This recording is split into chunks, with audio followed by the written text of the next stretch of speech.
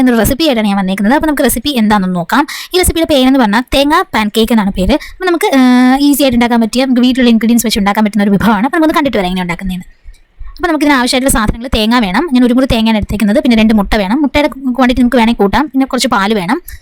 പിന്നെ മൈദയാണ് ഇമ്പോർട്ടൻ്റ് ആയിട്ടുള്ള സംഭവം. മൈദ വേണം. പിന്നെ കുറച്ച് ഏലക്ക, അത് ജസ്റ്റ് ഒരു ഫ്ലേവറിന് മാത്രമാണ് നമ്മൾ ഇടുന്നത്. പിന്നെ കുറച്ച് പഞ്ചസാര, പിന്നെ വേണമെങ്കിൽ ലേശം ഉപ്പും കൂടെ നമുക്ക് ഇടാം. ഇനി ഒരു മിക്സിയുടെ ജാർ എടുത്തിട്ട് അതിലേക്ക് ഞാനിവിടെ ഒരു 2 ടേബിൾ സ്പൂൺ മൈദയാണ് എടുക്കുന്നത്. അപ്പോൾ നിങ്ങൾക്ക് ക്വാണ്ടിറ്റി കൂടുതൽ വേണമെങ്കിൽ മൈദയുടെ അളവ് കൂട്ടാം. അതുപോലെ തന്നെ മുട്ടയുടെ അളവും നിങ്ങൾക്ക് കൂട്ടിയെടുക്കാം. മുട്ട ഒരു 3 ഉണ്ടെങ്കിൽ മൈദ ഒരു 3-4 ടേബിൾ സ്പൂൺ എടുത്താൽ മതി. കാരണം നല്ല ലൂസ് കൺസിസ്റ്റൻസിയിൽ വരണം, അതുകൊണ്ടാണ്. അപ്പോൾ നമുക്ക് മുട്ടയും കൂടി ഇനി പൊട്ടിച്ചൊഴിക്കാം. ഞാനിവിടെ 2 മുട്ടയാണ് എടുത്തേക്കുന്നത്. പിന്നെ നമുക്ക് അതിലേക്ക് കുറച്ച് പാലും കൂടി ഒഴിക്കാം. നമുക്ക് എന്തോരം ലൂസ് വേണോ അത്രയും പാൽ നമുക്ക് ആഡ് ചെയ്ത് കൊടുക്കാം. ഇങ്ങനത്തെ പാലില്ലെങ്കിൽ എന്തെങ്കിലും പാലായാലും മതി. തേങ്ങാപ്പാൽ ഒഴിക്കുന്നവർക്ക് തേങ്ങാപ്പാൽ വേണമെങ്കിൽ ഒഴിക്കാം. നമുക്ക് തേങ്ങ ഉണ്ട് ഓൾറെഡി.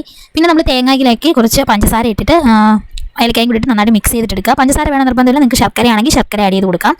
എന്നിട്ട് നന്നായിട്ട് ഒന്ന് മിക്സ് ചെയ്തെടുക്കുക. നമ്മൾ ഈ ഇലയുടെയൊക്കെ ഉണ്ടാക്കുമ്പോഴത്തേക്ക് അതിനകത്ത് വെക്കുന്ന ഫില്ലിങ് പോലെ തന്നെ. അപ്പോൾ എന്നിട്ട് ഒരു പാൻ എടുത്ത് നമുക്ക് പാൻ ചൂടാക്കിയിട്ട് അതിലേക്ക് നമുക്ക് നമ്മുടെ ബാറ്റർ നമുക്ക് ഒഴിച്ചു കൊടുക്കാം. നല്ല വട്ടത്തിൽ പരത്തി കൊടുക്കുക. പിന്നെ ഇതിൻ്റെ ഒരു ഇമ്പോർട്ടൻറ്റ് കാര്യം എന്ന് വെച്ചാൽ ഇത് അടച്ച് വെച്ച് വേവിക്കോ അല്ലെങ്കിൽ തിരിച്ചിട്ട് വേവിക്കോ അങ്ങനെയൊന്നും ചെയ്യേണ്ട ആവശ്യമില്ല. ഇതിങ്ങനെ തന്നെ വെച്ചിട്ട് നമുക്ക് ജസ്റ്റ് ഒന്ന് അതിൻ്റെ പുറം ഒന്ന് മാറുമ്പോൾ നമുക്കറിയാമല്ലോ ഏകദേശം വെന്തുവെന്ന് നമുക്ക് മനസ്സിലാവുന്ന ഒരു ടൈം ഉണ്ടല്ലോ, അവിടെ വരെ അത് വെച്ചാൽ മതി. ഇപ്പോൾ ഏകദേശം ഇങ്ങനെ ആയിക്കൊണ്ടിരിക്കും. നമുക്ക് കാണുമ്പോൾ തന്നെ അത് മനസ്സിലാവും വെന്ത് വരുന്ന ഒരു തീരെ നൈസായിട്ടല്ലേ നമ്മളത് പരത്തുന്നത്. ഇതിലും നല്ല വെട്ടമുള്ള പാത്രമുണ്ടെങ്കിൽ നല്ല തിന്നായിട്ട് വേണം ഇത് പരത്തിയെടുക്കാൻ വേണ്ടി. ഒരു കട്ടി ഉണ്ടാവാൻ പാടില്ല. കാരണം നല്ല സോഫ്റ്റ് ആയിട്ടിരിക്കുന്ന സാധനം. അപ്പോൾ നല്ല തിന്നായിട്ടാണ് പരത്തേണ്ടത്. ഇപ്പോൾ ഏകദേശം ആയിട്ടുണ്ട്. നമുക്ക് അതിലേക്ക് കുറച്ച് നെയ്യ് തടവി കൊടുക്കാം. അതിൻ്റെ മേളിലായിട്ട് നെയ്യുടെ ഫ്ലേവർ വരുമ്പോൾ നല്ല ടേസ്റ്റാണ്. നെയ്യും തേങ്ങയും പാലും കൂടെ വരുമ്പോൾ നല്ലൊരു ടേസ്റ്റാണ്. അപ്പോൾ ഇത്രയും മതി. ഇത്രയേ ഉള്ളൂ നമ്മുടെ പാൻ കേക്ക്, ഇത്രയേ ഉള്ളൂ. അപ്പോൾ ഇങ്ങനെ ഇരിക്കുന്നതിലേക്ക് നമുക്ക് കുറച്ച് തേങ്ങയുടെ മിക്സ് നമ്മൾ കൂട്ടി വെച്ചിരുന്ന ആ ഫില്ലിങ് നമുക്ക് ഇതിനകത്തോട്ട് വെച്ചിട്ട് ജസ്റ്റ് ഒന്ന് റോൾ ചെയ്തിട്ട് കൊടുക്കാം. അപ്പോൾ റോൾ ചെയ്തുമ്പോൾ ചൂടോടെയാണ് ഇരിക്കുന്നത്. അപ്പോൾ നെയ്യുടെ ടേസ്റ്റും തേങ്ങയുടെ ടേസ്റ്റും ഏലക്ക പിന്നെ പാല് മുട്ട.